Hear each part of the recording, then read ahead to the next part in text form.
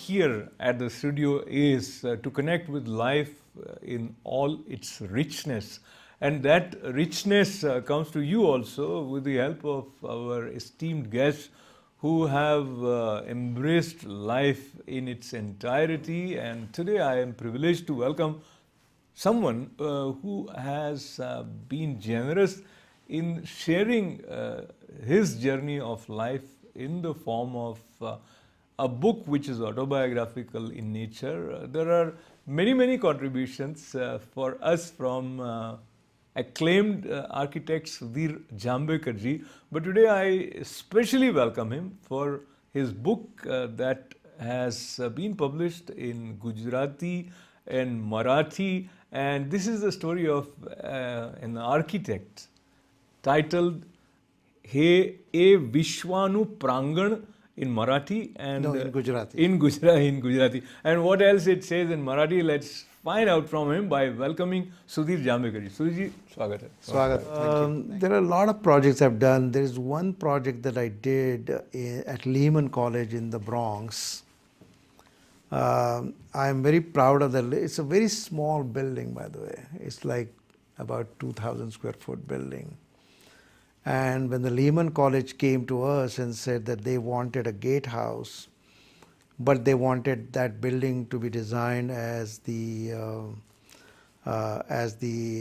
focal point or a communication center, we took that as a challenge, and it is it's beautiful. It's built. It's beautiful.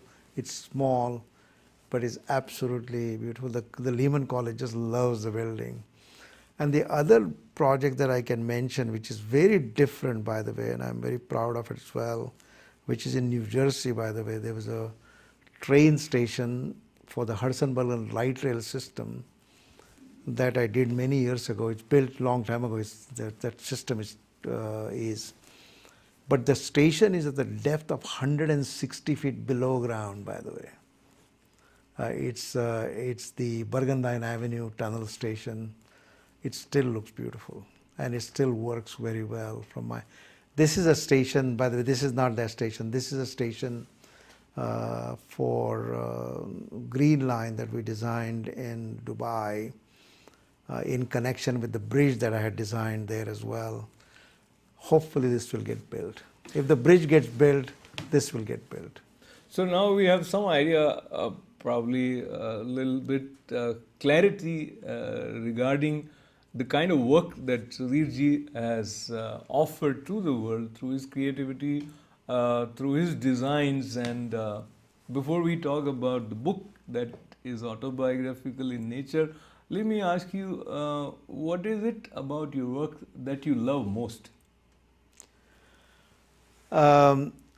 I would say there are three things I should say, or 3-4 things I should say. It's not one singular thing, But first, I think is the nature of creativity is very fulfilling. Secondly, the way we contribute to a built environment and issues of environmental concerns are equally fulfilling, is the sense of aesthetics. So that is very fulfilling.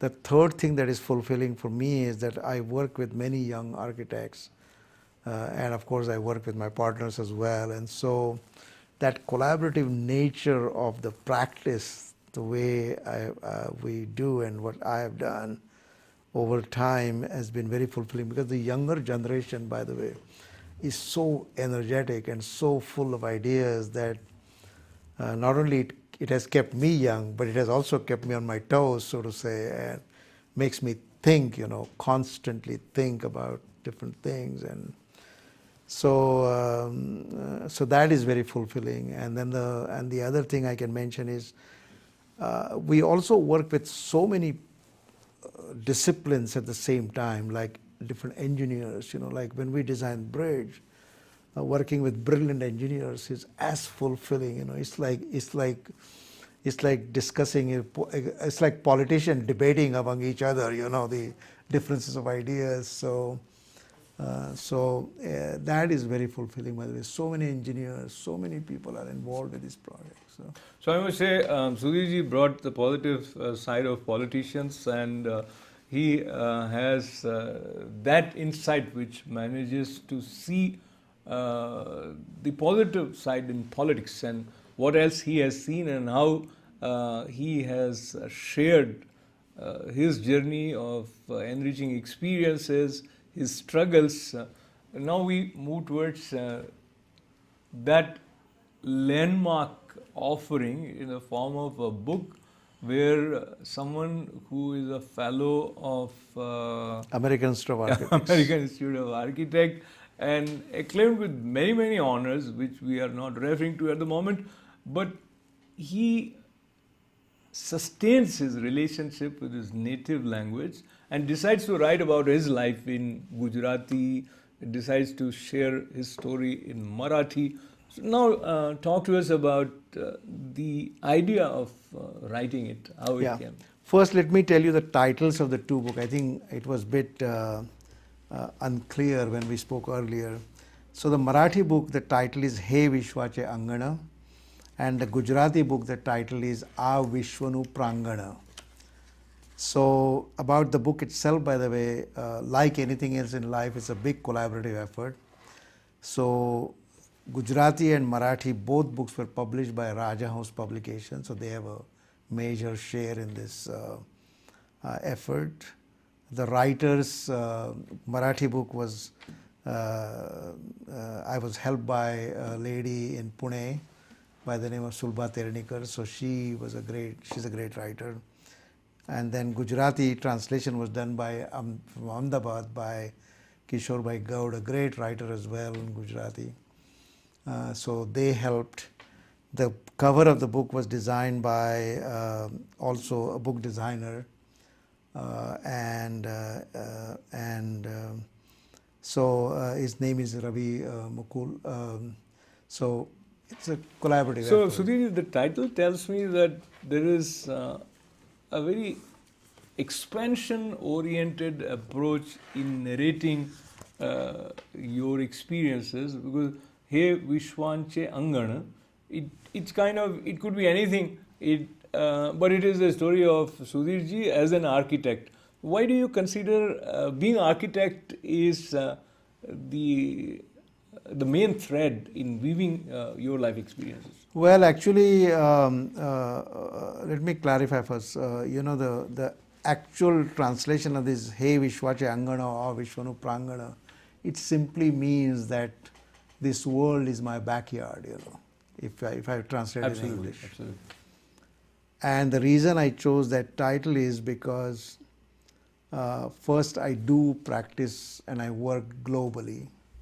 And I work from China to Japan to Russia to Middle East to India to all over the world, US. So I thought it was appropriate to do as a title. The second aspect of these books, by the way, is written in Gujarati and Marathi, was intentional because many of the students, when they come to colleges in India, they come from studied from regional languages, and I find that they are at a disadvantage when they come to colleges because suddenly the medium changes to English. And I was one of those disadvantaged students. I had no idea what they taught for 2 years at JJ College, so I thought I should make an effort to write in regional languages. Suji, why don't you share something in Marathi or Gujarati, whichever you want to prefer to begin? I will just, first let me read in, because I'm from Ahmedabad. Oh. So maybe I should just read few lines Sure, from the book. And this is about my birth, So what I wrote with the help of course, writing helps. Maro janma Paschim Bharatna Manchester ગણાતા અમદાવાદમાં તારીખ 16મી September 1943ના રોજ થયો હતો. Sorry about pronunciation. તારીખ 15મી August 1947માં રોજ ભારત સ્વતંત્ર થયો તે સમયે મારી વય માત્ર 4 વર્ષની હતી. So it just tells you after independence. You were 4 years when Yeah. India became independent. Yeah. And now And then if I go to Marathi, right. if I can just pick up something about my focus.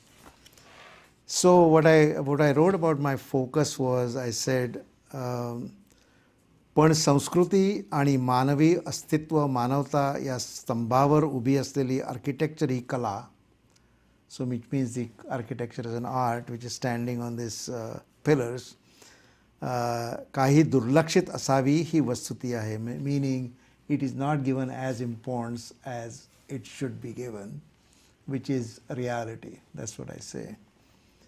Rachana means design, शहरीकरण means urbanism, पर्यावरण रक्षण means sustainability, आणि सामाजिक बंधिलकी means social responsibilities. हे विषय means the subjects एक architect म्हणून माझ्या चिंतनाच्या अग्रभागी आहेत, meaning these are the subjects that is my focus. So now focus of Sudhirji as an architect is the focus of one and all, because we live in this world which he says is his background at the title of the book.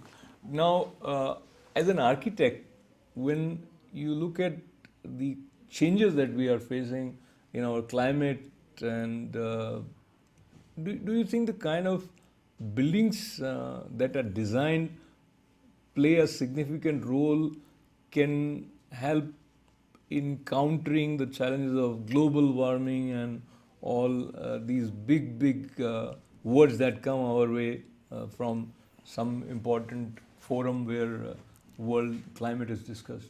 Yes, actually it's a very serious issue. I would say that most architectural profession is now taking these matters very seriously. Our firm now is looking into what is called passive house standards for energy savings and on and on and on. We are all doing our best to create buildings which are very efficient and create least amount of pollution, and also have a smallest footprint, carbon footprint as well. You know, it's very, all of these issues matter. I mean, these are very serious subjects. And I think the whole profession is taking it very seriously. Our firm is taking it extremely seriously as well. And I would say there is a greater awareness all over the world for these issues, yes. So now talking about these issues from the point of view of our history, our cultural heritage, and touch a little bit of your observations about India and America both. As I was talking to you before the interview, we have seen again and again in many cities in India some of the buildings which as a child one would have seen reminding you of an era that is gone. Now they are dismantled and new structures are coming up. From the point of view of preserving the landmark buildings, the approach that we have in India and the approach that we have here in America, do you see any difference, and your thoughts on this issue? Well, I mean, on a fundamental level, by the way, the pressure of development, which is caused by population growth, by economic growth, is universal all over the world. So, for example, when I was doing a project in Osaka, Japan, the old Osaka, where it existed, that doesn't exist today at all. It's all new because of the economic pressures. But even within that part of the city, they did preserve historically important structures and treat them and they've treated them as jewels, you know, so to say. In the United States, we do the same thing. It's very similar. There is a whole landmarking system. There's a historic entire districts are landmark districts. Even where I live in New York, by the way, we have to preserve that whole area. We cannot even paint the building from the outside very differently. It has to be the same color, same thing. So India also in Mumbai and all of that stuff, there are many cities have that the so-called historic preservation committees and this and that and criteria. But having said that, you're absolutely right, by the way. Disrespect shown in India for history is bit sometime disappointing. I would even go one step further and say appalling at times, I mean, in Ahmedabad, for example, when I grew up, by the way, I mean, Ahmedabad has such historic structures all over.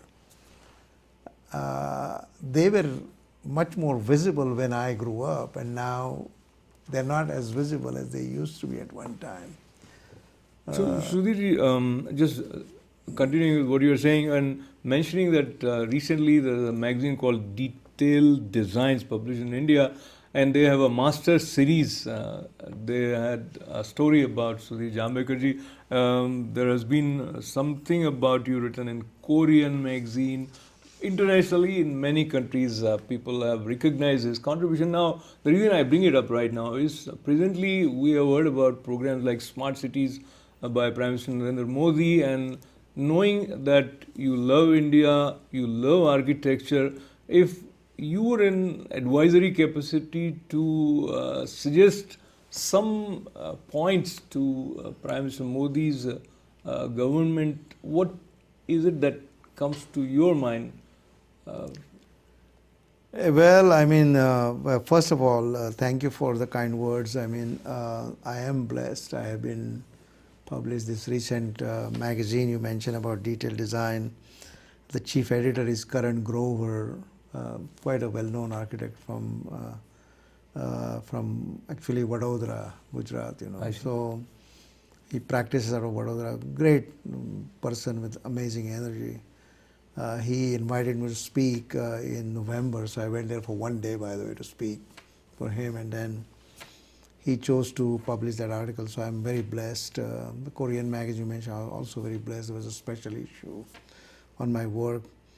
I do love this field, and I do have a passion for this particular subject. Smart cities is on the minds of many of us now. In India, they are talking about smart cities as well.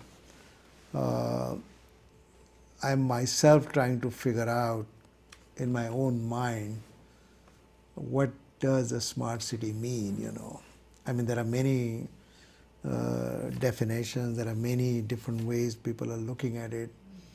But I think the critical components of the smart cities are, besides the design, the planning, besides environmental concerns, sustainability, the critical components by the smart cities are also, by the way, diversity of people and governance as well, which is not our fields per se.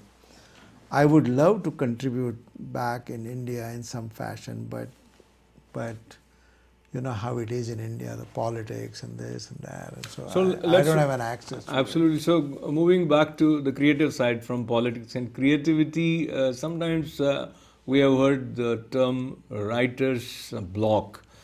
Was there any point that you felt the way you want to come up with your design structure, it's not coming, and maybe there is something that helps you, maybe music or maybe talking to somebody or walking? What is your way of continuing with your creative expression? Well, inspiration comes from many sources. It's not a singular source, by the way. We are always indirectly influenced. All of us are indirectly influenced daily, and sometimes knowingly and sometimes unknowingly. In my case, I always sort of, every time I get a project or somebody says we should design this project, I try to search for the inner meaning I question it. What does this building mean? What does it represent? What is it like the mosque, for example? we debated and debated. I said, what does it mean, and how do we represent it in the most contemporary manner, so that it represents the future rather than the past. So it was about the ideas are from learning from the past, but looking at future.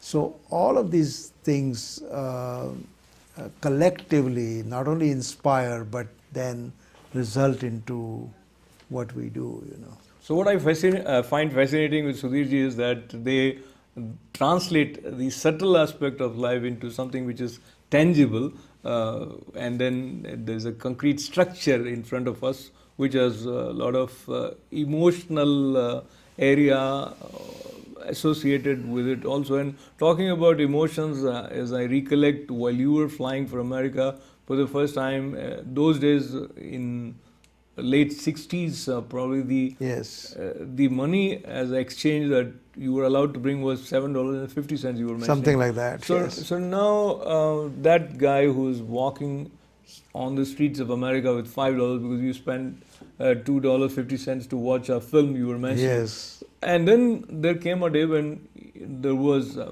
let's say, $1 million, the first $1 million that you could see that this belongs to Sudhir Jambhekar. Was there any person you wanted to tell, maybe your father, anybody that, oh, I have arrived, that sense of achievement, not just $1 million, any point where you felt like that? Well, I don't think so. I have never measured myself. First of all, I don't consider myself as a successful person the way you are describing. I just work, you know. That's all I know. I know how work, my passion is about the work. I've never measured in the success in terms of awards or fellowships or money or any of that stuff. I think the biggest achievement or accomplishment you feel when your colleagues appreciate what you do, or your professional colleagues compliment you, saying that, wow, that's nice work. That is the biggest compliment. No, I've never mentioned to. I mean, when these books were published, my family members were surprised about what has been written in this book as well. They didn't know anything. My wife's sister, she was telling somebody, I said, we had no idea that this. So, just looking at the few minutes that are with us, Sudhi, and of course we haven't been able to trace through a lot of important events of your life, which readers would have the privilege of reading in the book. But any one anecdote, any one story that you may want to share with us as we conclude this conversation? I think the biggest thing in my life was that I married Josna in 1972, I believe. And she has been a big support for me, and she has been truly a part of my life. So I would say that has been the most amazing thing that happened to me. And I mean, I can't ask for any greater support than her, you know. Absolutely. I feel like clapping that's like a very subtle love story right there for us. And the gentleman who studied at JJ School of Art once upon a time ended up finding himself with JJ, that's Josna Jambhekar.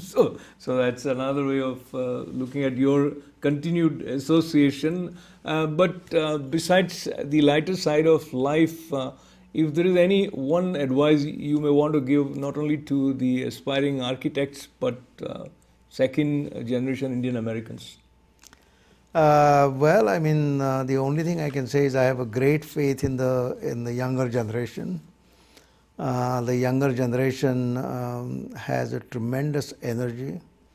A younger generation, what I observe, actually know far more than when I was of their age, by the way. So I think I'm extremely optimistic that they are going to carry this world to a much, much higher level. I'm an optimist, by the way. So I have a great faith in the younger generation. By the way, not only here, but in India as well. Wonderful. So optimism, creativity, willingness to learn more, and a sense of humility one finds sitting near Sudhir Jambhekar ji, an accomplished architect, and now I must say an accomplished author who has shared the wealth of his experiences in the form of Gujarati and Marathi autobiographical books. He Vishwanche Angan and A Vishwanu Prangana. so author of A Vishwanu Prangan, my guest today, Sudhir Jambhekar ji. Thanks a lot for being with us. This is a showcast.